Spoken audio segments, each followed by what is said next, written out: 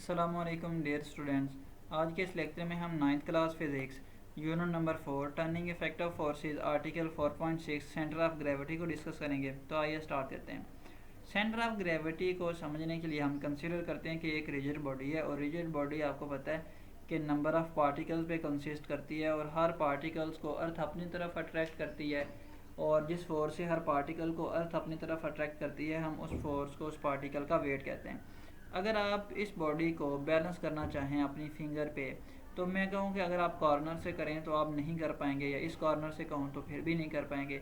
But अगर आप इस पॉइंट पे, जहाँ पे अब आपको ये रेड डॉट नज़र आ रहा है, अगर इस पॉइंट में आपसे कहूँ तो आप कहेंगे कि हाँ यहाँ पे हम इसको बैलेंस कर सकते हैं। इसका मतलब ये है कि बॉडी का जो सारे का सारा वेट है वो इस पॉइंट पे एक्ट करता हुआ हमें फील होता है।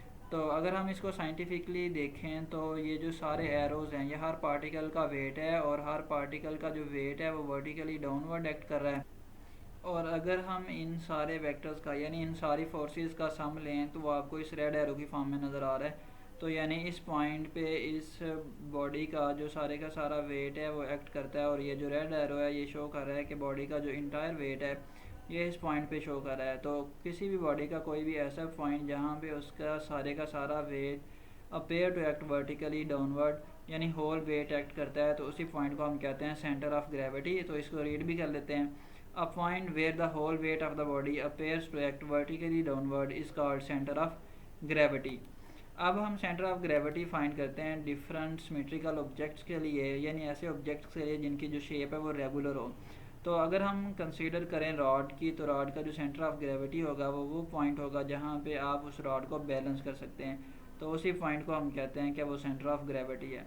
अगर आप बात करें स्क्वायर की या रेक्टेंगल की, तो आप इसके डिफरेंट डायगोनल्स ड्रा करें, तो जहाँ पे ये डायगोनल्स कट करेंगे तो वही इसका सेंटर ऑफ ग्रेविटी होगा। अगर आप बात करें सर्कुलर डिस्क की या सर्कल की, तो जो इस सर्कुलर डिस्क या सर्कल का सेंटर होगा वही इसका सेंटर ऑफ ग्रेविटी होगा। और अगर आप ट्रायंगल का सेंटर ऑफ ग्रेविटी फाइंड करना चाहते हैं कि ट्रायंगुलर शेप के लिए, तो आप इसके डिफरेंट मीडियंस ड्रा करेंगे। मीडियंस क्या होते हैं कि जो लाइन कॉर्नर में से पास करती हुई इसकी जो अपोजिट साइड है इसको मिड में टच करे, यानी इसको दो पार्ट्स में डिवाइड कर दे। कॉर्नर से होती हुई इसकी जो अपोजिट साइड है इसको दो पार्ट्स में डिवाइड कर दे या मिड में टच करे, तो इसको कहते हैं मीडियंस। तो जहाँ पे ये डिफरेंट मीडियंस कट करेंगे वही मीट करेंगे, तो यही पॉइंट होगा centre of gravity for triangular shape. और इन केस ऑफ सिलेंडर, जो सिलेंडर का एक्सिस होगा, सिलेंड्रिकल शेप का जो एक्सिस होगा, उस एक्सिस का जो सेंटर है, जैसा कि आपको यहाँ पे नज़र आ रहा है कि ये जो सिलेंडर का एक्सिस है, इस एक्सिस का जो सेंटर है वही सेंटर ऑफ ग्रेविटी होगा।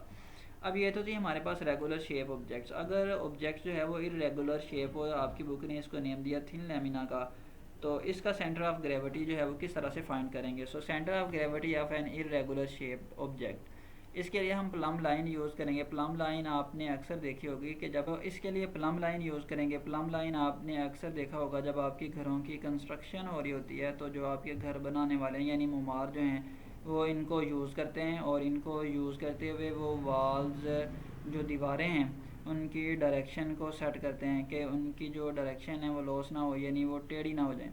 तो इसी को यूज़ करेंगे हम प्लम लाइन को, और इरेगुलर शेप ऑब्जेक्ट का जो सेंटर ऑफ ग्रेविटी है उसको फाइंड करेंगे। इसके लिए जो आपको इरेगुलर शेप ऑब्जेक्ट नज़र आ रहा है, तो या कोई भी आपके पास इरेगुलर शेप ऑब्जेक्ट है, आप उसमें डिफरेंट होल्स करेंगे। उसके बाद नेल लेके, यानी एक कील लेंगे और उसको दीवार में फिक्स करेंगे।